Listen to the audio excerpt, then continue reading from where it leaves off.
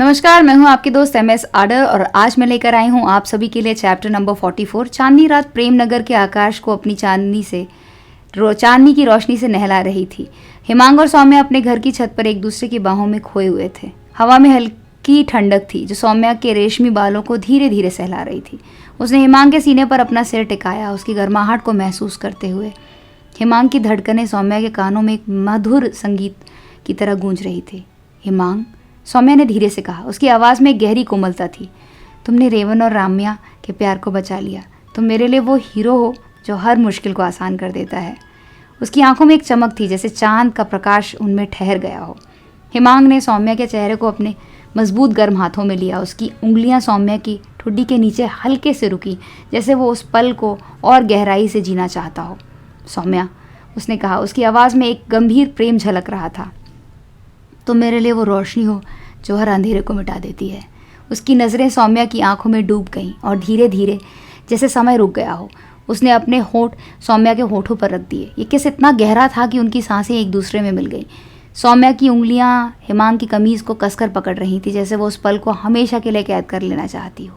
उसकी त्वचा पर हल्की सी हिरन दौड़ गई और उसका दिल तेज़ी से धड़कने लगा। हिमांग की उंगलियां सौम्या की कमर पर फिसलीं और उसने उसे और करीब खींच लिया। सौम्या ने धीरे से अपने होठों को हिमांग से अलग किया। उसकी सांसें अभी भी तेज़ थीं। हिमांग, उसने फुसफुसाते हुए कहा, हमें जल्द से जल्द माँ का अगला PLR सेशन करवाना होगा। उसकी आवाज़ में एक हल्की चिंता थी जो इस अंतरंग पल में भी साफ झलक रही थी। हिमांग ने हल्के से सिर हिलाया। उसकी आंखों में दृढ़ता थी। चांदनी रात उनके प्यार को और गहरा कर रही थी, लेकिन कहीं ना कहीं हवा में एक अनजाना खतरा तैर रहा था। नीचे स्मृति छत की ओर देख रही थी। उसकी आंखों में संतोष की चमक थी, लेकिन साथ ही एक गहरी चिंता भी। जय श्री कृष्ण, उसने धीमे स्वर में कहा। हिमांग, सौम्या, तुम दोनों की ये जोड़ी बनी रहे, लेकिन उसकी आवाज़ में एक हल्का कंपन था। मेरा डर बढ़ता जा रहा है। मेरे पिछले जन्मों का सच धीरे धीरे खुल रहा है। पता नहीं आने वाले दिनों में क्या क्या झेलना पड़ेगा। उसकी उंगलियां अनायास ही उसकी साड़ी के पल्लू को कसकर पकड़ रही थी, जैसे वो अपने डर को थाम लेना चाहती हो। हिमांग के घर में रात की शांति बहुत ज़्यादा ही गहरी थी।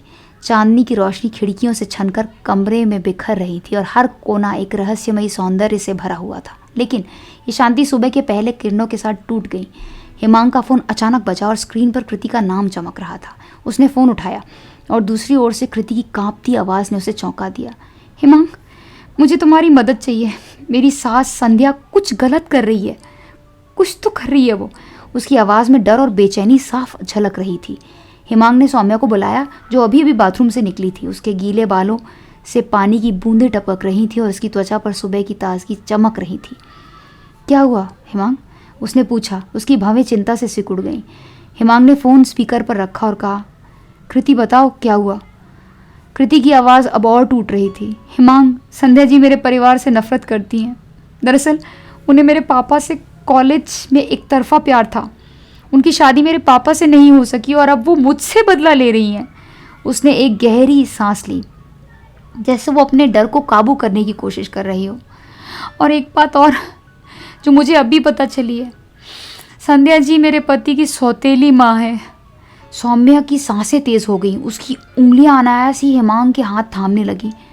कृति, ये तो बहुत गंभीर है, उसने कहा। उसकी आवाज़ में एक अजीब सी बेचैनी थी। हिमांग ने तुरंत कहा, कृति हम अभी आते हैं। उसकी नज़रें सौम्या से मिली और दोनों के बीच एक अनकहा समझौता था। कुछ ही घंटों में हिमांग, सौम्या, राहुल और कैथरीन कृति के घर पहुंच गए। कृति ने उन्हें अंदर बुलाया। घर के अंदर का माहौल भारी था, जैसे कोई अनदेखा तूफान आने वाला हो। देव किचन में चाय बना रहा था। उसका चेहरा मासूम और अनजान था। उसकी हरकतों में एक अजीब सी सादगी थी जो इस तनावपूर्ण माहौल से बिल्कुल उलट थी। कृति ने फुसफुसाते हुए कहा, देव को कुछ भी नहीं पता। संध्या जी ने मुझे अपनी बहू बनाकर मेरे खानदान को बर्बाद करने की साजिश रची है। सौम्या ने कृति का हाथ थामा। उसकी उंगलियां कृति की ठंडी हथेली पर गर्माहट बिखेर रही थी। कृति, हम तुम्हारे साथ हैं, उसने कहा। उसकी आवाज़ में एक दृढ़ विश्वास था, लेकिन कृति की आंखों में डर साफ दिख रहा था। उसने एक पुरानी डायरी की ओर इशारा किया जो मेज़ पर रखी थी। ये संध्या जी की डायरी है। मुझे इसमें कुछ अजीब सी बातें मिली। वो किसी को मिलने वाली नहीं थी। कोई ऐसा शख्स है जिसका नाम आर से है। मुझे नहीं पता कि वो कौन है, लेकिन उस मुलाकात का मकसद कुछ ठीक नहीं लगता। हिमांग ने डायरी उठाई और उसे खोला। उसकी उंगलियां कागज़ पर धीरे धीरे फिसली, जैसे वह हर शब्द को महसूस करना चाहता हो। डायरी में लिखा था, आर से मुलाकात आज रात, पुराना हिसाब चुकता होगा। हिमांग की भवें सिकुड़ गई। ये आर कौन हो सकता है? उसने धीरे से कहा। उसकी नज़रें सौम्या की ओर उठी। सौम्या ने गहरी सांस ली। उसकी उंगलियां अनायास ही उसकी साड़ी के किनारे को थाम रही थी। राहुल, जो अब तक चुप था, बोला, हमें संध्या जी पर नज़र रखनी होगी यार। अगर वो कोई साजिश रच रही है तो हमें उनके अगले कदम का पता लगाना होगा।